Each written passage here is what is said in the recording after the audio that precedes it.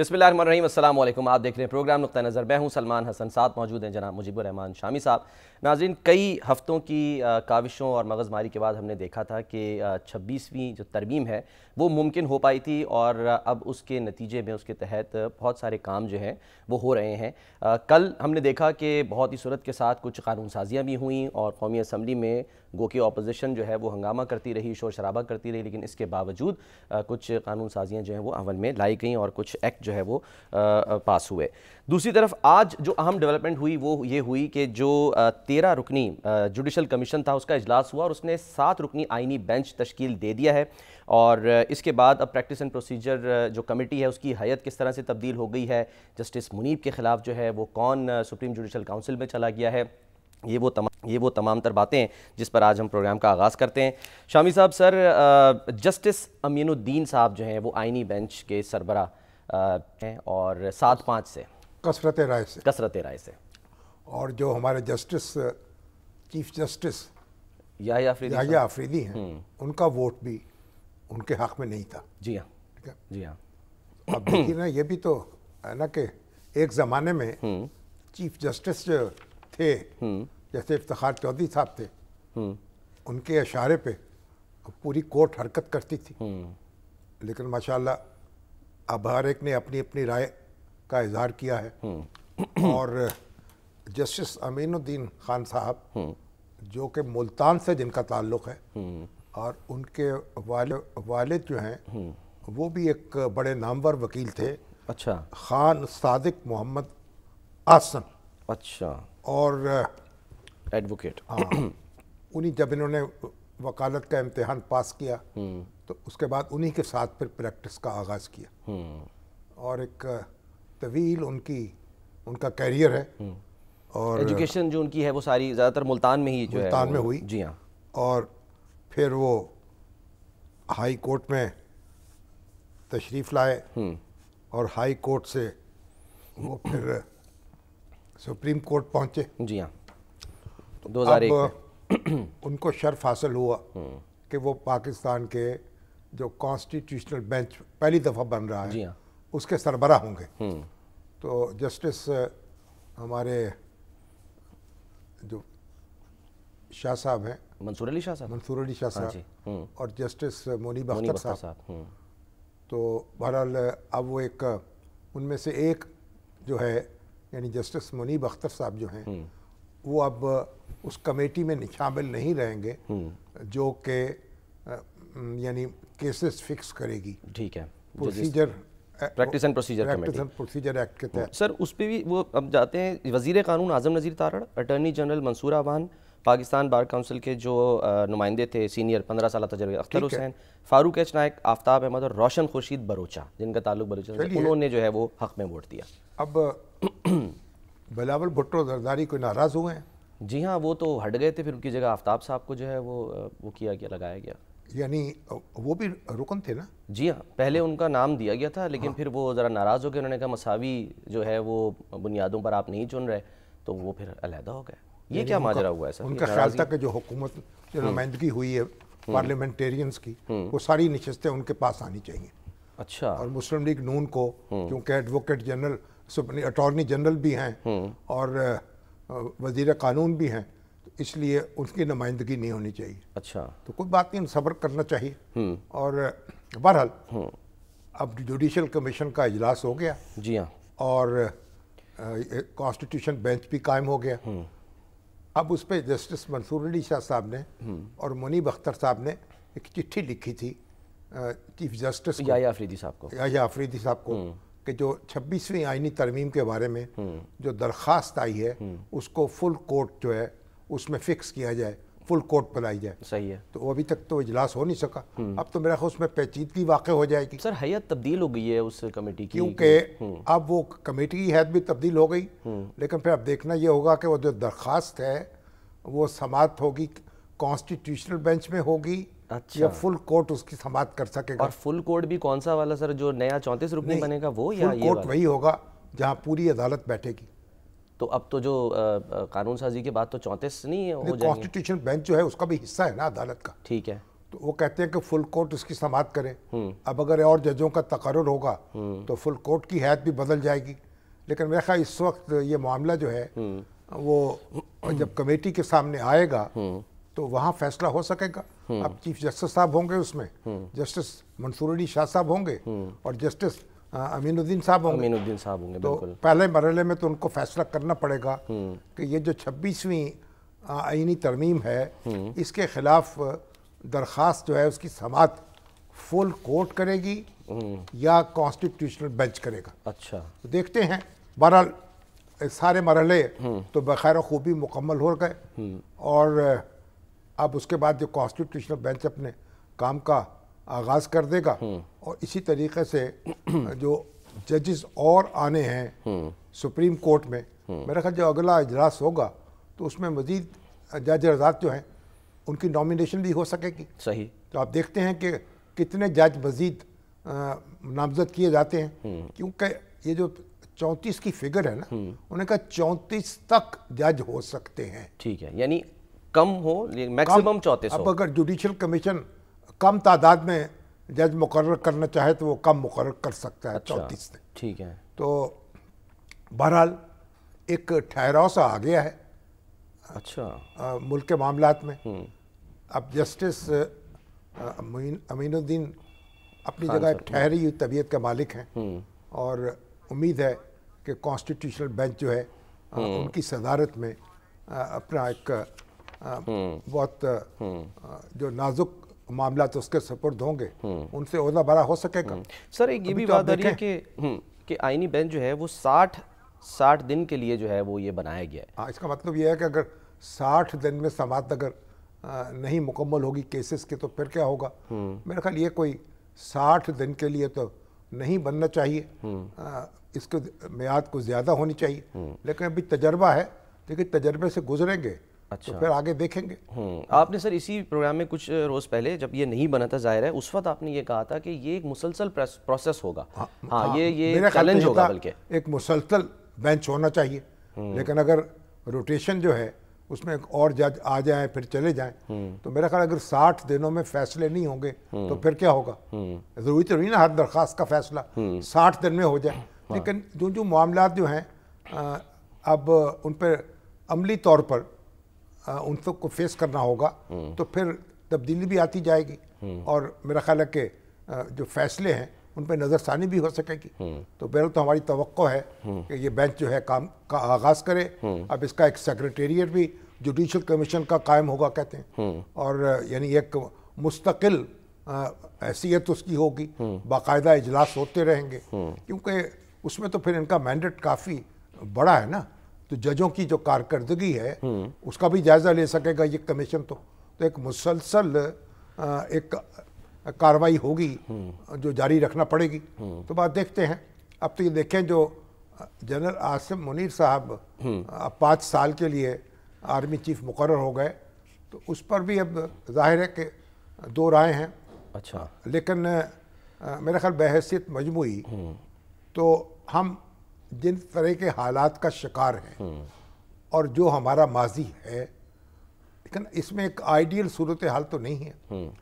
اور یہ ہم جمہوریت کا جتنا بھی درس دے لیں اور جتنا بھی واز کہہ لیں, لیکن ہم کوئی مثالی طور پر تو اس پہ عمل نہیں کر پا رہے. آئیڈیل جمہوریت تو پاکستان کے حالات ہیں ان میں تو یہ فوج کا کردار بڑا اہم ہے, اور اب ہم نے فوجی حکومتوں کے تجربے کر کے بھی دیکھ لیے اور مطلق العنان سول حکومتوں کو بھی دیکھ لیا, ہائیبریڈ بھی سسٹم دیکھ لیا. اب یہ ہے کہ اب دونوں اگر فوج اور اہل سیاست جو ہیں یا اہل حکومت جو ہیں وہ مل کر چلتے ہیں اور ملک کو ایک ترقی کی شاہراہ پر جو ہے وہ گامزن کرتے ہیں تو اس سے اچھی بات کو ہو نہیں سکتی. تو میرا خیال اب یہ ایک تیقن آگے آیا کہ بھئی اب یہ نہیں کہ ایک 6 مہینے کے بعد یہ چہمگوئیاں شروع ہو جاتی کہ ایکسٹینشن ہوگی کہ نہیں ہوگی.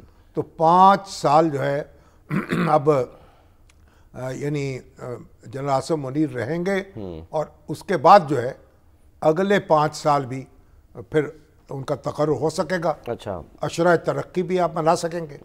ڈیپینڈ کرتا ہے کہ اس وقت کی حکومت کیا فیصلہ کرتی ہے, جو بھی یہی حکومت ہو یا کوئی بھی. لیکن جو ہمارا ماحول ہے اور جو ہمارے حالات ہیں اور جو ہماری مشکلات ہیں, ان میں سمجھتا ہوں کہ اس فیصلے کے مثبت نتائج برآمد ہوں گے. اچھا, اور ہماری سیاست جو ہے اس میں کوئی ٹھہراؤ آئے گا, اور جو ہر وقت تک ہنگامہ جو ہے اس پہ ہم تیار رہتے ہیں, اس میں کچھ تھوڑا سا رکاوٹ پڑے گی. تو اب عاصم منیر صاحب تو حافظ قرآن ہیں, جی ہاں, اور ہمارے حفیظ اللہ نیازی صاحب کہتے ہیں کہ ان کا تقرر جو ہے وہ تو اللہ میاں کے خاص منشا سے ہوا ہے. اچھا, ان کا اگر آپ پس منظر دیکھیں تو جس طریقے سے ان کا تقرر ہوا, جس طریقے سے اس کے راستے میں رکاوٹیں کھڑی کی گئیں, اور جس طرح سے ان کو یعنی قبل از تقرری ہی ریٹائر کرنے کی کوشش کی گئی, وہ ساری چیزیں جو ہیں ناکام ہوئیں.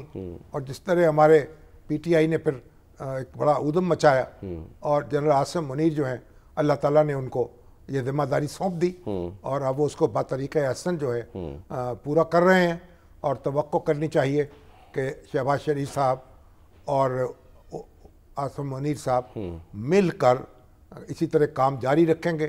ہماری معیشت کو سنبھالا ملے گا, اور ہماری سیاست جو ہے وہ بھی کچھ نہ کچھ غور کرنے پر مجبور ہوگی اپنے معاملات کا. ہر ایک کو چاہیے نا اپنے گریبان میں جا کے اس کا جائزہ لے. تو ہم سمجھتے ہیں کہ خان صاحب کی مشکلات بھی کم ہونی چاہیے, اور خان صاحب کو خود بھی اپنی مشکلات جو ہیں ہوں گی سر کم, ان پہ نظر ثانی کرنی چاہیے, ان کو کم کرنے کی کوشش کرنی چاہیے.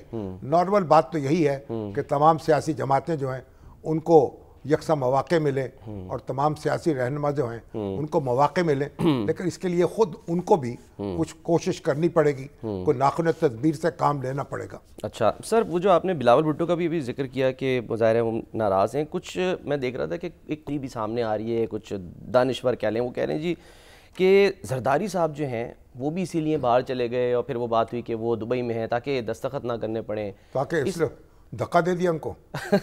کیوں؟ یوسف رضا گیلانی صاحب جو ہیں, ہاں جی, وہ تو ان کے نمائندے ہیں, ان کے اشارے کے بغیر قائم مقام صدر ہیں وہ. تو یہ یعنی ان کو کیا تھیوری ہے, ان کو دھکا دے دیا کہ تاکہ وہ گر جائیں تو فریکچر ہو جائے, اور تو چین بھی نہیں جا سکے, ان کا دورہ جو ہے ملتوی ہوا. تو میرا خیال زرداری صاحب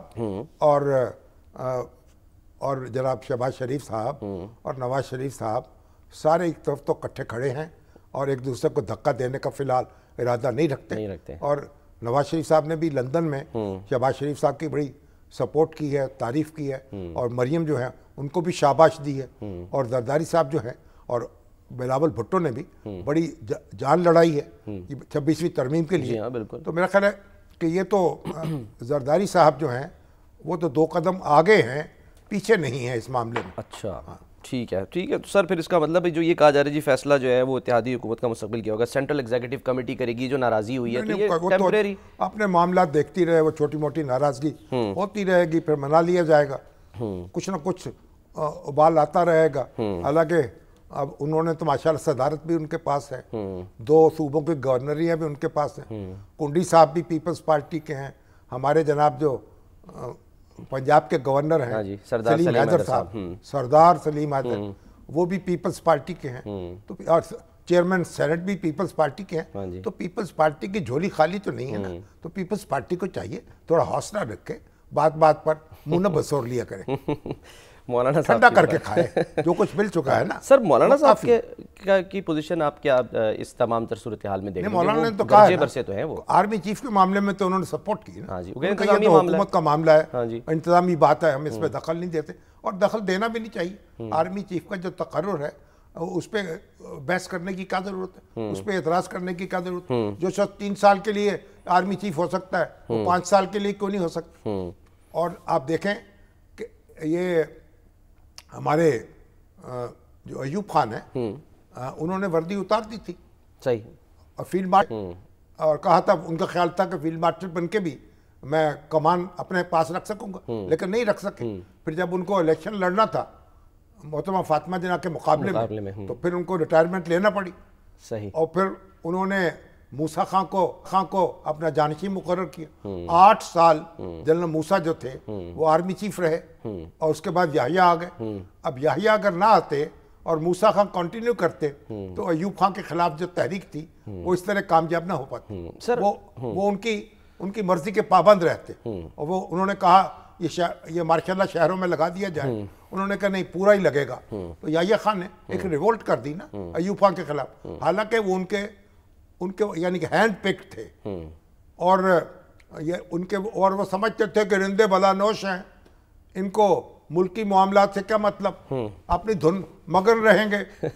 اور وہ ہمارے بھٹو صاحب سمجھتے تھے کہ جنرل ضیاء الحق جو ہیں یہ تو نمازی پرہیزگار ہیں, یہ تسبیح کرتے رہیں گے اور وہ اپنے معاملات سے نبٹتے رہیں گے. صحیح. لیکن پھر دونوں کے اندازے غلط ہو گئے.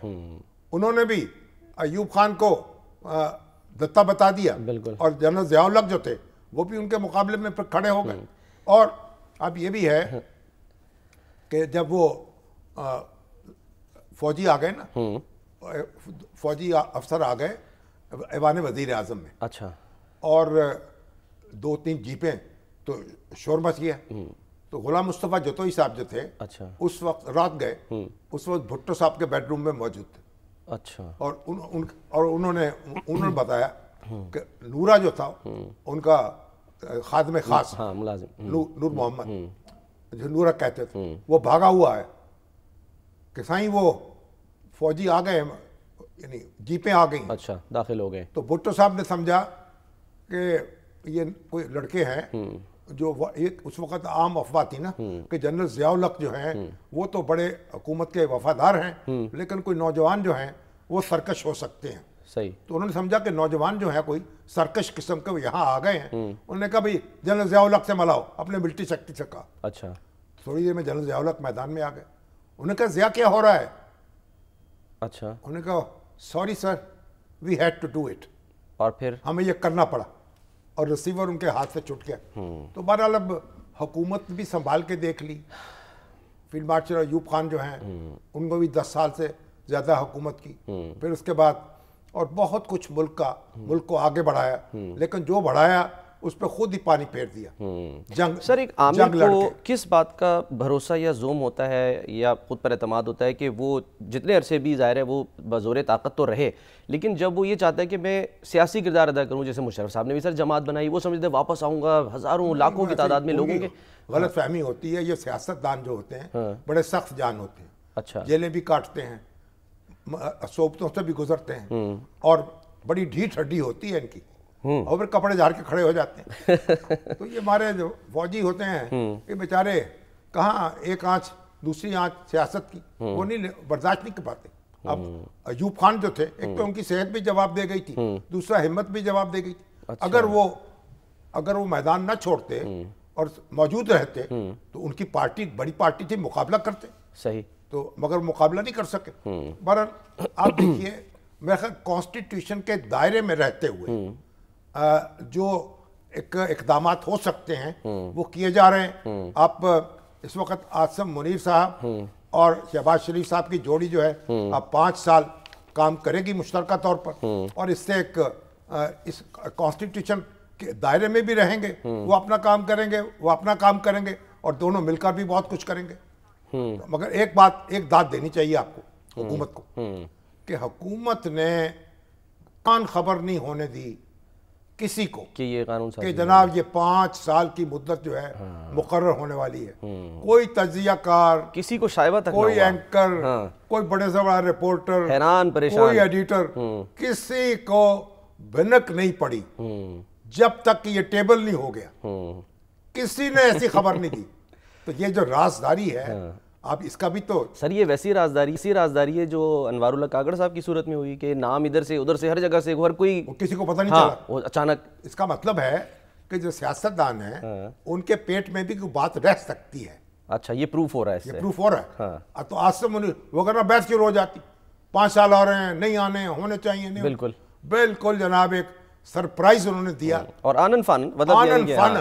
اور بیچاری جو تھی پی ٹی آئی ہکا بکا ہو گئی کیونکہ تقریر اس کو ہنگامہ کرنا پڑا. وہ کہے تقریر کر رہے ہیں, وہ کہا ہم ہنگامہ کر رہے ہیں, تقریر نہیں کر رہے. بھئی تقریر کریں گے تو کوئی یا ہاں کرنی پڑے گی یا نہ کرنی پڑے گی. اور اس پہ انہوں نے کوئی منفی رد عمل نہیں دیا گوہر صاحب نے, اپوزیشن نے. اگر تقریر کرتے وہ کہتے تقریر کریں, وہ کہہ رہے ہم تو نہیں کرتے تقریر، ہم تو ہنگامہ کریں گے، تقریر نہیں کی تاکہ یہ تقیہ جو ہے وہ کر سکے. تقیہ کر لیا اپوزیشن نے، صرف اپوزیشن نے. اب آپ کیونکہ فقہ جعفریہ کے ہیں تو تقیہ کے اپنے مزے ہیں، تو انہوں نے تقیہ کر لیا.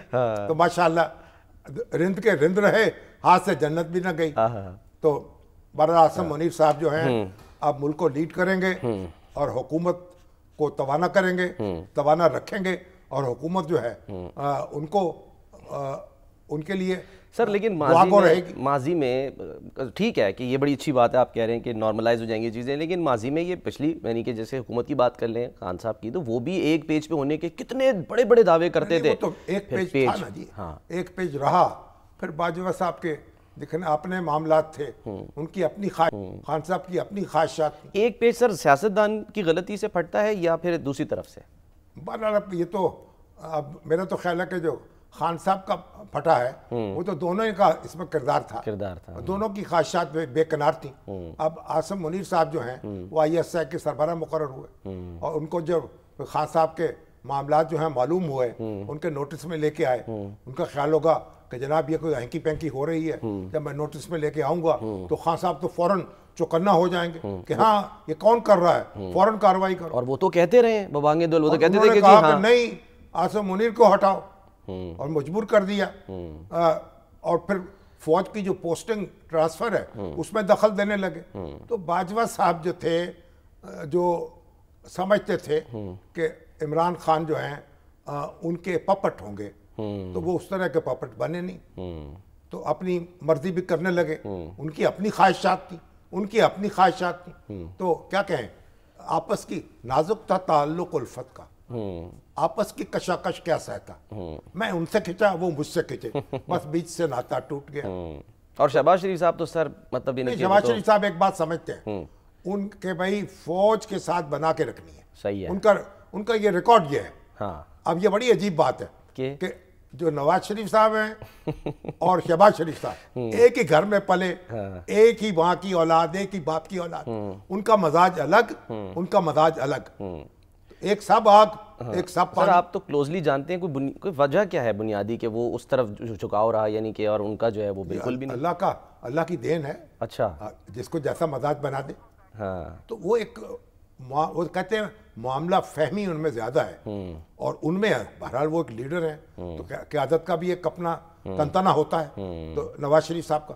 تو بہرحال میرا خیال ہے کہ شہباز شریف جب تک وزیر اعظم ہیں اس وقت تک تو پیج پھٹے گا نہیں. اچھا، زبردست. سر ہم نے ویسے تو بریک لینی ہے، لیکن میرا خیال ہے کہ ایک جو میں آپ سے جاننا چاہ رہا تھا پوچھنا سر، وہ یہ کہ کہا تو یہی جا رہا تھا کہ جب یہ ترمیم یعنی کہ ہو رہی تھی 26ویں، کہ یہ پرسن اسپیسیفک نہیں ہے، بار بار حکومت مطلب یعنی کہ جب بھی پوچھیں گے یہی کہے گی. لیکن سر تاثر ایسا جا رہا ہے کہ منیب اختر صاحب جو ہیں وہ بالکل یعنی کہ آؤٹ ہوتے دکھائی دے رہے ہیں. اب وہ ایک سپریم جوڈیشل کاؤنسل میں درخواست بھی دائر کر دی گئی ہے، کوئی ایڈوکیٹ ہیں شاہ جہان صاحب، اور وہ سر کہہ رہے ہیں، فرما رہے ہیں کہ جی آئین کا آرٹیکل 209 کے تحت جسٹس منیب اختر کے خلاف کارروائی کی جائے. درخواست گزار کے مطابق جسٹس منیب اختر متعدد بار ججز کے ضابطۂ اخلاق کی خلاف ورزی کے مرتکب ہوئے، وہ اب عہدے پر رہنے کے قابل نہیں ہے. مثال دی انہوں نے کہ جیسے کہ وہ جیسے جسٹس مظاہر اکبر نقوی صاحب نے. درخواستیں آتی رہتی ہیں، میرا خیال یہ درخواستیں ردی کی ٹوکری میں پھینکنی چاہیے. اچھا. اور یہ تماشا نہیں بنانا چاہیے اس کو. اور دیکھیے قاضی فائزی صاحب کے خلاف کیا نہیں پاپڑ پہلے گئے، اور پھر سب کو منہ کی کھانی پڑی. تو عمران خان صاحب کہتے تھے غلطی ہو گئی، اور جب ہمارے ڈاکٹر عارف علوی صاحب کہتے تھے کہ میں نے مائنڈ اپلائی نہیں کیا، تو دونوں جو ہیں اس پہ پچھتاتے رہے بعد میں. تو اب منیب اختر جو ہیں ایک باوقار شخص ہیں اور بہت روشن دماغ، یعنی ایک بہت بڑے فقیہ ہیں، بہت بڑے قانون دان ہیں. اب ان کے ساتھ یہ جو وکیل حضرات ہیں طرح طرح کی درخواستیں دینا اور ایک ہنگامہ اٹھانا، ان کا تو ان پہ تو جرمانے ہونے چاہیے جو اس طرح کی درخواستیں دینے والوں پر. بہرحال اب یہ وہ سپریم جوڈیشل کونسل جانے، اس کا کام جانے. منیب اختر صاحب کام جاری رکھیں گے کیونکہ کہا جا رہا تھا جاری رکھیں گے، اس میں کیا مذائقہ ہے. ٹھیک ہے، کچھ لوگ کہہ رہے ہیں. سر بریک کے بعد ہم واپس آتے ہیں.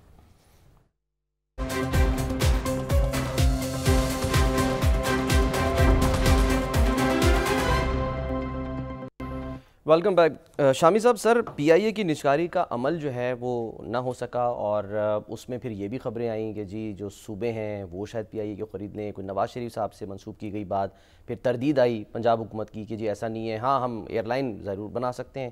تو یہی حکومت سر کہتی رہی ہے کہ حکومتوں کا کام نہیں ہے کاروبار کرنا. یہ سر آپ کو ناکامی کی کیا وجہ دکھائی دی؟ اصل میں یہ مذاق بن کے رہ گئے. اچھا, یعنی یہ جو انہوں نے آفر دی نا 10 ارب روپے کی, جی ہاں, اس نے سارے پروسیس کو مذاق بنا دیا.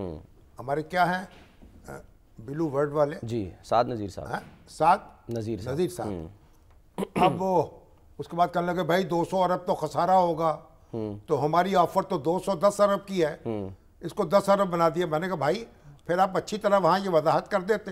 اب 10 ارب نے, اب ہر شخص جو ہے, ایک کباڑیا جو ہے وہ کراچی سے, وہ کہہ رہے ہم زیادہ دینے کو تیار ہیں, اور تاجر جو ہیں گورنر صاحب فرما رہے ہیں, ٹیسوری صاحب جو تاجر ہیں سندھ کے, وہ پیسے لگانے کو تیار ہیں. بھائی تو پہلے شریک کیوں نہیں ہوئے بیڈنگ میں؟ پنجاب گورنمنٹ, کے پی کے گورنمنٹ کیوں نہیں شریک ہوئی؟ اس لیے یہ انہوں نے اس کو ذرا مذاق بنا دیا ہے. پنجاب گورنمنٹ کو چاہیے اپنے سکول ٹھیک کرے, اپنے ہسپتال ٹھیک کرے, جو اس کا, اور جو فلسفہ ہے مسلم لیگ نون کا, تو حکومتوں کو تو یہ کام کرنے نہیں چاہیے. اگر حکومتیں کام کر سکتی تو پی آئی اے کا بیڑا غرق ہوتا. سر مریم اورنگزیب صاحبہ ہوں یا عظمہ بخاری صاحب, انہوں نے تردید کی ہے, لیکن سر علیم خان صاحب جو ہیں فرما رہے ہیں, وہ کہہ رہے ہیں کہ جی صوبائی حکومتیں پی آئی اے میں اپنا اپنا شیئر خرید لیں اور مل کر پروفیشنل انداز میں چلائیں. انہوں نے جواب دیا نا, انہوں نے کہا آپ لوگ ان کے پیچھے پڑ گئے. انہوں نے کہا بھائی میرا کوئی لینا دینا نہیں ہے, 25 وزیر رہ چکے ہیں مجھ سے پہلے, نجکاری کا وزیر ہوں. جو ایک فریم ورک بنایا تھا اس میں نے بیڈرز جو تھے ان کو انوائٹ کر لیا. کوئی انٹرسٹڈ نہیں ہے تو کیا کریں؟ یہ تو میرا کوئی اس کا تعلق نہیں ہے, میں بیچنے کے لیے آیا ہوں, میں چلانے کے لیے نہیں آیا, میرا مینڈیٹ یہ نہیں ہے.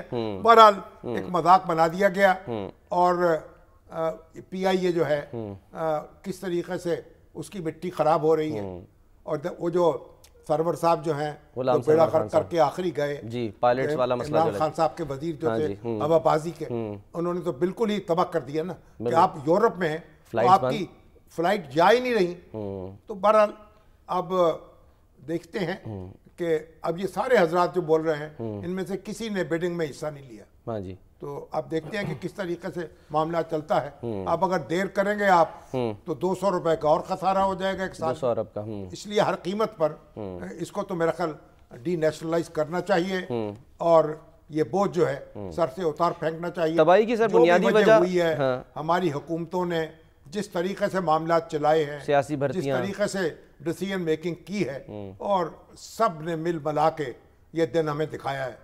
اِنَّا لِلَّهِ وَإِنَّا إِلَيْهِ رَاجِعُونَ. ایگزیکٹلی, پی آئی کا کیا حشر کیا ہے, سر آپ نے ہی بتایا تھا کہ کیا حشر کیا ہے, اسٹیل مل کا کیا حشر کیا, کچرا بنا کے رکھ دیا ہمارے سارے ایسٹس کو.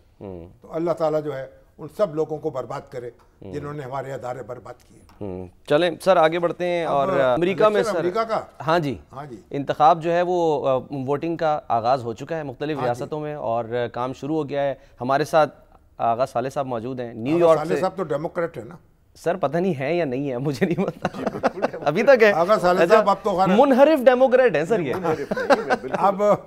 اب یہ یعنی ان کے ڈیموکریٹس کے یہ پرویز خٹک ہیں یا جہانگیر ترین, یہ جہانگیر ترین. بہرحال آغا صاحب آپ یہ بتائیے, ہمارے یہ جناب بڑے ایم این اے ہیں ڈاکٹر رویش کمار وینکوانی صاحب, انہوں نے تو ایک بڑا آرٹیکل لکھا ہے. انہوں نے کہا ہندو علم نجوم جو ہے ویدک, اس کے مطابق ویدک علم جو ہے اس کے مطابق تو ستارہ جو ہے وہ بڑا سٹرونگ ہے, کمالا ہارس کا بھی, اور بڑا سٹرونگ ہے ٹرمپ کا بھی, ڈونلڈ ٹرمپ کا بھی. لیکن ساتھ تو دو مضبوط ستارے ٹکرائیں گے اور بہت کچھ جو ہے اس کو برباد کریں گے, تہس نہس کریں گے. اور پھر انہوں نے کہا دیکھیں صاحب, میں نے پہلے بھی یہ پیشین گوئی کی تھی ہندو علم نجوم کے تابع کہ جناب یہ جو پیپلز پارٹی ہے کنگ میکر بن کے ابھرے گی. اچھا, اور میری پیشین گوئی درست ثابت ہوئی. اور پھر میں نے کہا تھا مودی صاحب جو ہیں وہ کمزور ہو جائیں گے, وہ کمزور گئے. اور اب ہماری یہ پیشین گوئی ہے تو آغا صاحب آپ کیا سمجھتے ہیں دنگا فساد ہوگا, ہنگامہ ہوگا؟ ڈونلڈ ٹرمپ فرما رہے ہیں, ڈونلڈ ٹرمپ کہہ رہے ہیں کہ 12 دن بھی لیٹ ہو سکتے ہیں, ایک دوسرے سے الجھیں گے. جی 2020 رپیٹ ہوگا اور اس دفعہ اس کی شدت زیادہ ہوگی. اچھا, آپ تو یہاں بیٹھے ہیں تو شدت کیسے زیادہ ہوگا؟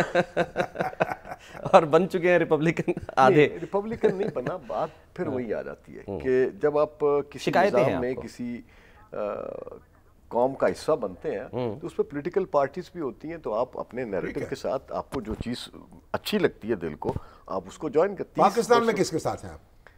میں پاکستان کے ساتھ ہوں. I always call myself a soldier without uniform in America. میں نے امریکہ میں 30 برسوں میں I never played any politics. People's Party سے تعلق رہا, ضیاء الحق صاحب کے اگینسٹ ایک اسٹرگل بھی ہے, MRD ہے, شاہی قلعہ بھی ہے, سب کچھ ہے. ابھی آپ پیپلز پارٹی کے ساتھ نہیں ہیں؟ دیکھیں وہاں بیٹھ آپ شاہی قلعہ رہے؟ جی. کتنی دیر؟ 7 دن. 7 دن؟ جی.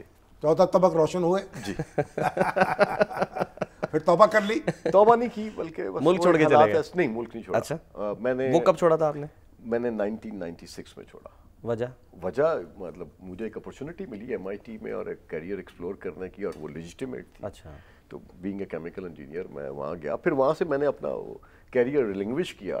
پھر میرے بچوں جو پیدا ہو گئے مجھے سمجھ میں آ گیا کہ بھئی اس ملک کو سمجھنا ہے اور اپنے بچوں کو مستقبل دینا ہے. ٹھیک. اچھا سر, اب یہ بتائیں, ابھی ہم حسن رضا سے بھی سر بات کر رہے تھے, بیورو چیف وہاں پر ہمارے محمد اشفاق بھی ہیں, وہ یہ کہہ رہے ہیں کہ 1992 سے نیو یارک, کیونکہ آغا صاحب کا تعلق بھی نیو یارک سے ہی ہے, ظاہر ہے 3 دہائیوں سے وہاں رہ رہے ہیں, کچھ ٹلٹ دیکھ رہے ہیں, ہلکا سا شفٹ دیکھ رہے ہیں. وہ یہ بھی امکانات ہیں, آغا صاحب اس کو کنفرم کریں گے, کہ جو بلو اسٹیٹ ہے ڈیموکریٹ کی وہ ریڈ ہو سکتی ہے, کلر چینج کر سکتی ہے. یہ تیسری پارٹی بھی تو ہے نا اس وقت, گرین پارٹی. ایسے میں جیسے عرض کر رہا تھا نا, گرین پارٹی. جی بالکل. اس دفعہ لوگ کہہ رہے ہیں ہم ان کو ووٹ دیں گے. جی. اگر ان کو 5% ووٹ مل جائے وہ تو اسٹیبلش ہو گیا نا جی. تو پھر تیسرا, مگر وہ پھر وہ 5%, وہ نجومی کی پیشن کوئی درست ہو جائے گی نا. اچھا. کہ دیکھیں امریکہ 200 برسوں سے 2 پارٹی سرکس ہے, اور وہ 2 پارٹی سرکس کی ایک ایوولوشن ہے. اس میں آپ کے سامنے ٹوٹ سکتا ہے یہ 2 پارٹی, یہ ٹوٹ سکتا ہے. یعنی مسلمان کافی بڑی تعداد, مسلمانوں کے علاوہ امریکہ میں جو نوجوان ہیں کیمپسز میں, غزہ فلسطین نے بڑا امپورٹنٹ رول پلے کیا ہے, اور اس پہ تو جو اوپریشن کیا بائیڈن ایڈمنسٹریشن نے ان نوجوانوں پہ, اساتذہ پہ, پروفیسرز پہ, یعنی پروفیسرز امریکہ کا سب سے نوبل ترین. تو امریکہ کو پاکستان بنا دیا. امریکہ کو ہم نے پاکستان نہیں بنایا, بائیڈن ایڈمنسٹریشن نے بنایا. پاکستان تو امریکہ نہیں بن سکا. ہم تو امریکن ڈریم کے لیے وہاں لیو کر رہے تھے, وہ امریکن ڈریم نائٹ میئر بن گیا. ڈیمانسٹریٹ کر رہے تھے, ان کی خوب ٹھکائی کی. جی خوب ٹھکائی کی, پروفیسرز کی ٹھکائی کی, ان کو گرفتار کیا, جی بالکل جیل میں رکھا, بالکل, اور ہسپتال پہنچایا. ماشاءاللہ. جی. تو پھر یہ تو کام کر دیا نا پھر. جی بالکل. ڈونلڈ ٹرمپ صاحب نے تو اعلان کر دیا ہے کہ بھئی 95% تو میں جیت چکا ہوں. ابھی حالانکہ شروع ہوئی ہے پولنگ, انہوں نے اعلان کر دیا کہ میں جیت چکا ہوں. پھر وہیں آ جاتی ہے کہ ڈیموکریٹ پارٹی کا جو فار لیفٹ تھا, 4 برسوں میں فار لیفٹ نے سنس 2018 AOC آئیں تو انہوں نے نقصان پہنچانا شروع کر دیا.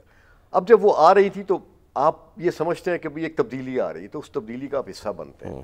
لیکن 2 سال میں پتہ چل گیا کہ وہ تبدیلی نہیں ہے, بلکہ وہ ہماری فیملی ویلیوز, ہماری جو امریکن ڈریم ہے, جو ہم جس مقصد کے لیے اس ملک میں رہے ہیں, جو پلیج ہمارا کانسٹیٹیوشن کے ساتھ ہے, یہ اسے بریک کر دیں گے. اب اس میں کیا ہے جی کہ ڈرگز جو ہے ماروانا, اس کو آپ لیگلائز کر رہے ہیں. پریزیڈنٹ اوباما نے کی. اب محترمہ یہ فرما رہی ہیں کملا دیوی صاحبہ کہ جی یہ ریکریشن پرپز کے لیے میں یہ کر دوں گی. تو یہ ہم اپنے بچوں کو لے کے, لیکن وہ فیصلہ تو ہر ریاست نے اپنے طور پہ کرنا ہوگا نا. نہیں, اگر فیڈرل لا آپ بناتے ہیں ریکریشن پرپز, اس پہ پھر وہ ساری چیزیں تو وہیں سب پہ اپلائی ہوگا. سب پہ مطلب امریکی قوم جو ہے اس کو بیسیکلی امریکہ کی یہ جو اس وقت کی ڈیموکریٹ ایڈمنسٹریشن ہے, امریکہ کو 1948 سے پہلے کا چائنا بنانا چاہتی کہ وہ افیمی قوم تھی, افیم میں مبتلا تھی, ریولوشن آیا تو پھر انہوں نے ترقی کی, یہ واپس جانا چاہتے ہیں. وہ تو اقبال نے کہا تھا گراں خواب چینی سنبھلنے لگے, امالہ کے چشمے ابلنے لگے, اور یہاں ان کو آپ دوبارہ اسی چکر میں ڈال رہے ہیں. اپنی قوم کو چین جو ہے وہ امریکہ بن رہا ہے, اور امریکہ کو چین بنا دے. امریکہ کو چین بنا دے. یعنی یہ تو پھر آپ دیکھیں نا جو ہے امریکہ جو ہے, کوئی اسے پاکستان بنانے میں لگا ہوا ہے, کوئی اسے چین بنانے میں لگا ہوا ہے. دیکھیں کون کامیاب ہوتا ہے. چلیں سر, ابھی تو یہ دیکھنا ہے کون کامیاب ہوتا ہے. لیکن جو آپ نے سر بات کی, اشارہ دیا, اور آپ نے 1 in a million چانس کچھ ہے ایسا کہ پاسبلٹی تو ہے نا, ناممکن تو نہیں. 538 ہیں ٹوٹل الیکٹرل جو کالج کے ووٹ ہیں, 269 از اٹ پاسبل یا پاسبل ہے؟ Every thing. دیکھیے یعنی پولیٹیکل سائنس میں کوئی چیز ناممکن نہیں, کچھ بھی ہو سکتا ہے. اور میرا یہ ماننا ہے کہ اگر ان انتخابات کے نتائج 6 نومبر کی صبح سے پہلے دونوں نے گریٹ اینڈ کنسیڈ نہیں کیا تو یہ امریکہ کے لیے سالمیت یعنی سالمیت انٹرنل اس میں وہ ایک دراڑ پڑ جائے گی. اور جیسے کیپٹلزم ایک تھا نا امریکہ کا ایک روپ تھا وہ ٹوٹ جائے گا. کمیونزم کا روپ ٹوٹا ہے جیسے کمیونزم کا روپ کیپٹلزم کا بھی ٹوٹ جائے گا. تو یہ بنیادی طور پہ جو فار لیفٹ ہے اور بائیڈن ایڈمنسٹریشن ہے انہوں نے جو اقدامات اٹھائے ہیں یہ بنیادی طور پہ امریکہ کو ڈس انٹیگریٹ کرتے ہیں. جمہوریت خطرے میں آپ یہ کہہ رہے ہیں وہاں پہ؟ جمہوریت تو یار بہت کچھ خطرے میں ہے, بہت کچھ دنیا کا. دیکھیے ایک چیز اور میرا ٹیک ہے اس پہ کہ we are living in era which is undeclared world war since the Ukraine incident happened. یورپ بھی دنیا کے ہر خطے میں لڑائی چڑھ دی نا. بالکل, اب تو آپ کے ہر خطے میں تو سارا کاروباری لڑائی پہ چل رہا ہے. اور سب سے بڑی آپ کی معیشتی لڑائی پہ چل رہی ہے. انڈسٹریل ملٹری کمپلیکس, لوگوں کو لڑاؤ, مرواؤ, مال بناؤ, اور اسلحہ بیچو, اپنی فیکٹریاں چلاؤ. تو وہ ایگزیکٹلی وہ کیا کیا اوباما نے کیا. اب دیکھیں عراق میں کیا کیا, شام میں کیا کیا, لیبیا میں کیا کیا, افغانستان میں کیا کیا. تو دیکھیں آپ نے ٹریلینز آف ڈالر بھی آپ نے. تو ٹرمپ کا وہ ریٹرک پاپولر ہے نا لوگوں میں, وہ کہہ رہا ہے کہ آئی ول اوبلیٹریٹ دا ڈیپ اسٹیٹ. جس دن اس نے پریزیڈینشیل بڈ کی تھی 1.5 سال پہلے 2 سال پہلے, تو اس کی اسپیچ کا جو کانٹیکسٹ تھا کہ میں نے 2016 میں یہ کہا تھا, 2020 میں یہ کہا تھا کہ میں تمہارا سیویئر ہوں, میں ریٹریبیوشن ہوں.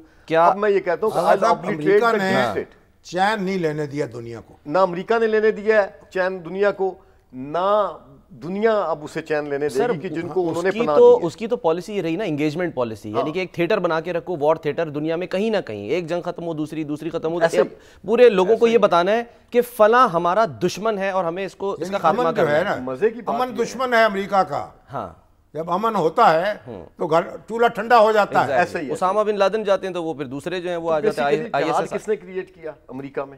ہیلری کلنٹن کا کنفیشن موجود ہے, کانگریشنل ہیئرنگ میں موجود ہے.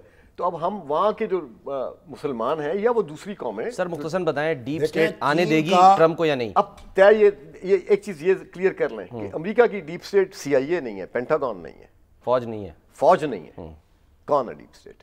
وہ جو بلینئرز کلب ہے وال اسٹریٹ کا, وہ ڈیسائیڈ کر رہے ہیں, وہیں سپلٹ ہو گیا. ٹھیک ہے سر, پروگرام میں بریک شامل کریں, میکنگ اے بگ ڈفرنس. چلیے دیکھتے ہیں کل اس وقت ہم تک تو آج جا. سر وہی والی بات ہے, ڈیپینڈ کرتا ہے, ایگزٹ پولز پہ ڈیپینڈ کرتا ہے اور پھر دیکھیں گے کیا نتائج آتے ہیں. ہاں میرا خیال آ ہی جائے گا. چلیں سر, جب ہوگا بات بھی شروع ہونا ہوا تو وہ ہو جائے گا. چلیں ایک بریک لیتے ہیں, بریک کے بعد بہت شکریہ آغا صاحب کا, بریک لیتے ہیں, بریک کے بعد واپس آتے ہیں.